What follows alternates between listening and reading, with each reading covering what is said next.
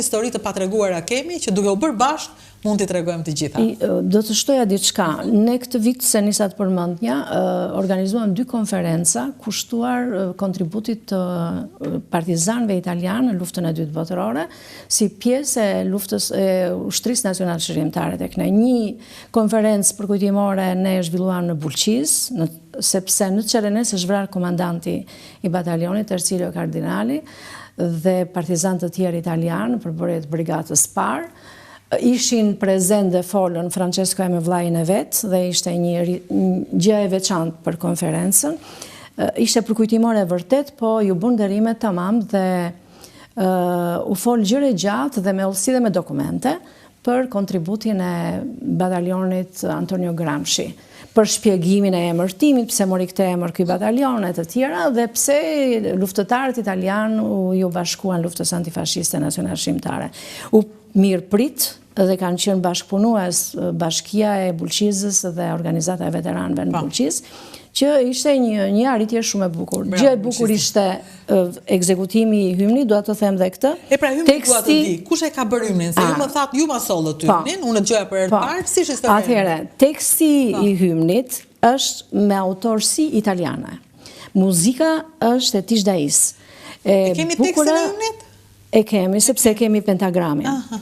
Dhe e bukura e kësaj gjëje është se Tish Daia këtë luftëtarin, ose po e themi partizanin italian, që ishte ngarkuar të bënte hymnin e batalionit Antonio Gramsci, e kishte në shtëpi mik shtëpie. Ishte streuar, mirë po... Do me thënë, a i kishte në shtëpi italianin që do bënte hymnin? Që do bënte hymnin. Ndërkohë Tish Daia vetë sa vjeç ishte? 15 vjeç. E tha e bëj unë.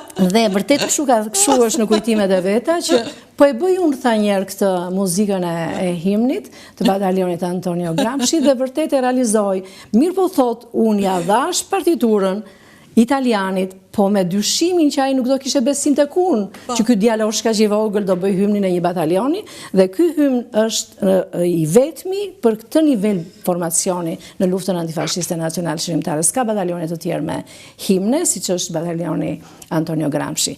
Dhe në vite më pas, këta e kishin kënduar këtë hymn me partizanët italianë në batalion, dhe Bruno Brunetti në takimin që bën mbas vitesh në Itali, në Firenze, me Tish Dain që shkonte me ansamblin ton të këngëve dhe valleve popullore, i thot, a keni pasur ju, Tishi, a keni pasur ju një hymn për batalionin? Po kemi pasur, tha, po di gjë, thot, kush e ka kompozuar? Ishte një djalosh i vogël, thot, Tish e quanin.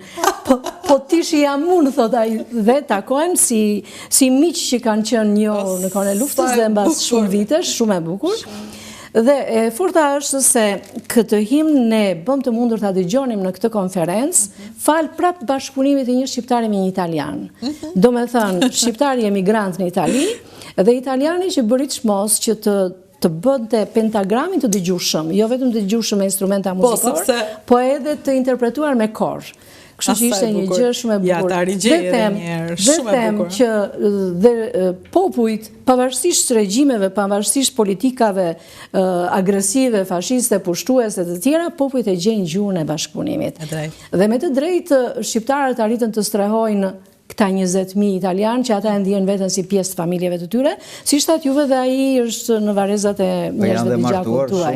Janë martuar, edhe sot vazhdojnë të martohen. E pra kjo është e bukur, që ata u martuan, që krijuan familje. Dhe miqësitë dhe mes vendeve dhe si thua dhe në funksionet të qëndrimeve politike diplomatike, që janë të qëndrueshme kur ka lidhje dhe bashkëpunim mes njerëzve. Tani në fund të emisionit unë do doja duke pasur të gjithë edhe Madalenën në emër për të kujtuar maman tuaj dhe ndyshëm, për të kujtuar hallën tuaj Anonciatën, po dhe babain tuaj gjithashtu, prindrit tuaj gjithashtu, për të kujtuar të gjithë shqiptarët dhe italianët partizan. Me Tish Dain.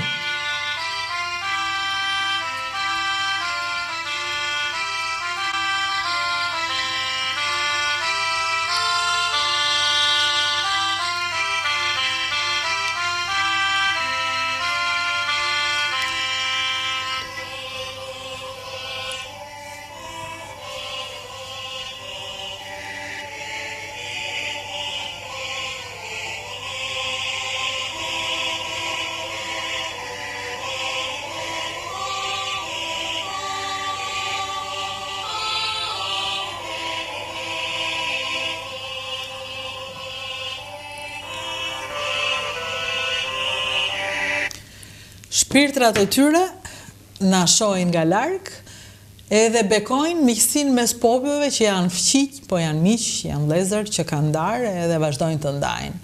Po e rëndësishme është që pavarësisht kësaj, që është e vërtetë, që është në bazë të marrëdhënies son, tregimi nuk duhet të mungojë. Tregimi për historinë e madhe të shqiptarëve që i hapën dyert në pamundësinë e tyre në emër të besës, asaj që na karakterizon neve më fort. Shqiptarët i japin besën. Kur je në besë të shqiptarëve, ti je i shpëtuar. Kjo është e pa diskutimit dhe kjo duhet treguar. Ju falenderoj shumë që ishit sot.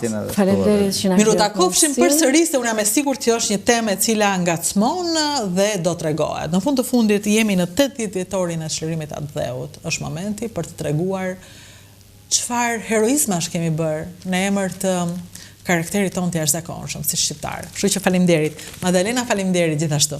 Faleminderit ju. Najsi, regjistrohu tek dritari televizion Rudina Xhunga, është kanali i tregimeve të rëndësishme, tregimeve që të hapin dritare të cilat të ndryshojnë jetën. Faleminderit. E ndjek vazhdimisht.